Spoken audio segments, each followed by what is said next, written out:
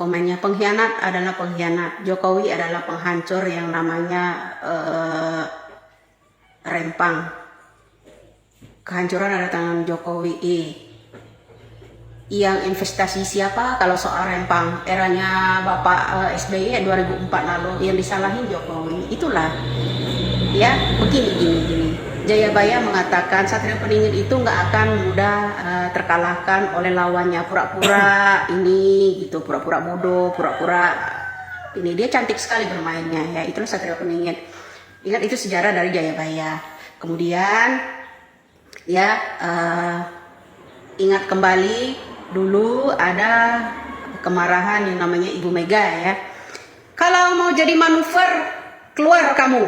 Nah, itu kemarahannya ya terhadap Ganjar. Tapi apa? Semuanya goreng Ganjar dulu kan, goreng ini ya. Nyatanya apa yang terjadi? Benar apa kata saya? Tunggu dulu ya. Jangan emosional dulu. Kalau Ibu Megawati tidak cinta NKRI, keselamatan bangsa ini ada di tangan Ibu Mega ya, menentukan siapa calon presiden putra terbaik bangsa. Nah, itu toh terjadi toh. Nah, sekarang kalian menggoreng-goreng tentang yang namanya Gibran. Berpikirlah secara bijak. Itu kan baru mengusung, siapapun mengusung. Kemarin yang mengusung-usung siapa, yang mengisu-isukan Prabowo pasangan Ganjar siapa, ayo ngaku ya. Di situ saja dulu, sampai Megawati aja marah, jangan jadi manuver, keluar kamu ya kan. Nah, itu kemarahannya. Begitu juga harapan Ibu Mega, siapapun yang akan menjadi capres, cawapres, gubernur, wali kota dan sebagainya, legislatif, itu harus datang dulu ke kantornya, berhadapan dulu dengan Puan Maharani, berhadapan dulu dengan Ibu Mega ya kan, atas restu mereka, bukan atas restu Jokowi. Apa-apanya lain Jokowi yang membuat undang-undang, peraturan, pengesahan segala macam ini MPR, DPR. Loh, Jokowi lagi yang dikenakan. Enak banget gitu loh ya kan. Jokowi seorang pianak ya. Padahal Bapak Jokowi belum mengeluarkan statement apa-apa mendukung kesana atau mendukung sini. Bapak Presiden Jokowi Republik Indonesia saat ini, negara Republik Indonesia ini masih bekerja.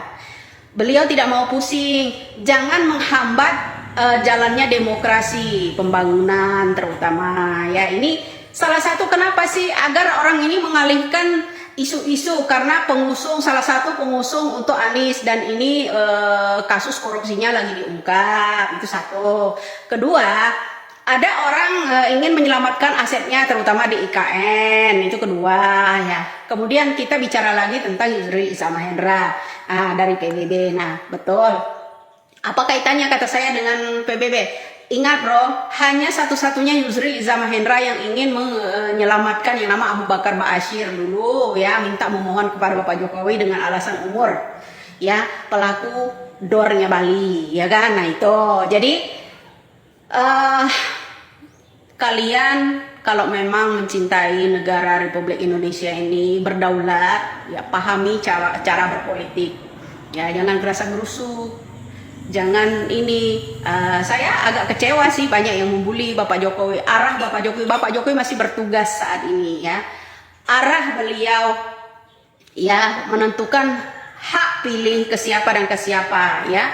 Saya tetap mencintai Bapak Jokowi karena abdi 10 tahun Bapak Jokowi ya. Tetap saya perjuangkan. Jokowi memang rakyat biasa, bukan siapa-siapa. Hanyalah dia mewakili rakyat-rakyat biasa lah kemarin 10 tahun ya. Saat ini Bapak Jokowi masa jabatannya belum habis, masih kerja, kemudian dibikin gamam, dibikin isu segala macam untuk menjatuhkan Jokowi ya kan. Goodbye dan segala macam, pengkhianat dan segala macam, terutama udah mulai ya pendukung-pendukung Jokowi selama ini. Tapi saya tetap komitmen, Jokowi adalah orang yang bijaksana. Ya, Bapak Jokowi adalah, tidak ada sejarah selain Bung Karno dulu dan Bapak Jokowi ya, sejarah orang yang bijak dihujat, dihina, dimaki-maki dan segala macam itu ya. Udah cukup luar biasa buat saya, bahkan mengorbankan keluarganya itu sendiri ya. Kemudian ada yang ini buktinya bro ya, itu Jokowi mantunya noh ya jadi pengusung. Lupa kalian dengan Orba, anak, mantu, cucu dan besan semuanya ada di situ, diam semua, mingkem ya. Janganlah kalian mencampur adukkan ya urusan Gibran dengan Bapak Jokowi. Bapak Jokowi masih bertugas saat ini ya. Cukuplah kalian menonton ya strateginya Bapak Jokowi. Bapak Jokowi bukan mudah terpengaruh orangnya, punya pendirian. Ya itu satu. Lagi pula ingat Ketum PDI Perjuangan sudah berkata siapapun anggota kami yang ingin menjadi legislatif, wali kota itu harus datang dulu ke kantor, harus ada keputusan dari ketumnya, baik dari Ibu Mega maupun Puan Maharani. Ya belajarlah cerdas bro, ya jangan percaya dengan isu-isu mereka. Banyak loh isu-isu mereka itu menambahkan ini menutupi karena pengusungnya banyak yang korupsi saat ini bro, lagi diiniin. Jadi mengalihkan pandangan kalian, ya mengalihkan fokus kita, ya karena apa? Yaitu Bapak Jokowi lagi mengusut para koruptor.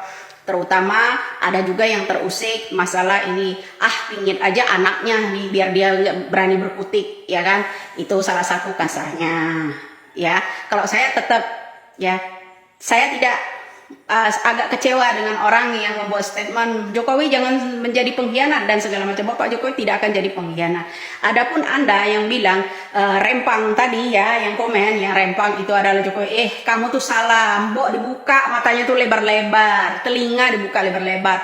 Investasi yang namanya rempang itu investasinya SBY. Kenapa Bapak Jokowi yang kalian tampar, ya kan? Harusnya coba usik sekali-kali itu yang namanya siapa tuh namanya SBY, coba ada nggak ya sebut ini zamannya Bapak Jokowi ya, rezimnya Bapak Jokowi, bukan rezimnya ini Gibran, bukan, jangan dibandingkan dengan AHY. Dipaksa meninggalkan TNI untuk dijadikan gubernur, kemudian begitu sekarang dipaksa gubernur apa, wali kota belum, mau apa-apa belum, dipaksa untuk menjadi presiden. Ntar dulu, bertahap dulu ya. Semoga ya Bapak Jokowi tetap sabar, tetap berdoa untuk Indonesia, tetap majukan, teruskan Bapak Jokowi usutan koruptor kelas kakap, terutama pembentukan yang saat ini yang lagi digodok-godok. Kenapa ini kan ada sangkut pautnya enggak dengan MPR? Ya ada pasti ya, dengan besan ada. Mana tadi yang komen bilang buktinya tuh Bapak Jokowi besannya kamu lupa kalau Prabowo itu besannya si mantunya si Soeharto. Kita ini udah kenyang lah kita dengan otoriternya Soeharto ya. Sudahlah. Ini kru orang dulu cukup sudah kita digenggam Golkar selama 32 tahun ya. Cukup sudah.